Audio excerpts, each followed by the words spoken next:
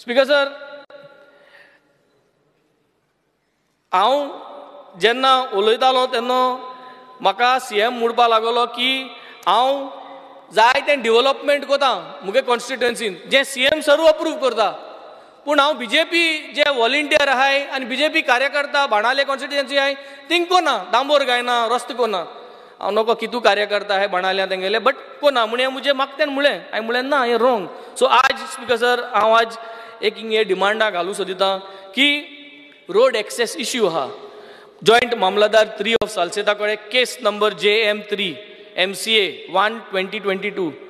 This is a basically access issue for Hindu Samaj Seva Sangh from Warka whose road access is blocked, and the case is before the joint mamladar. Hindu community used to get together and organize puja and Hindu rituals, but it is stopped now due to this road blockage. आता हांव BJP गे कार्यकर्त्यांगे काम कोना म्हणटाय न्हू. आता हांव हें घायलां डिमांडाचें घायलां, तुमी कोण दिया स्पीकर सर.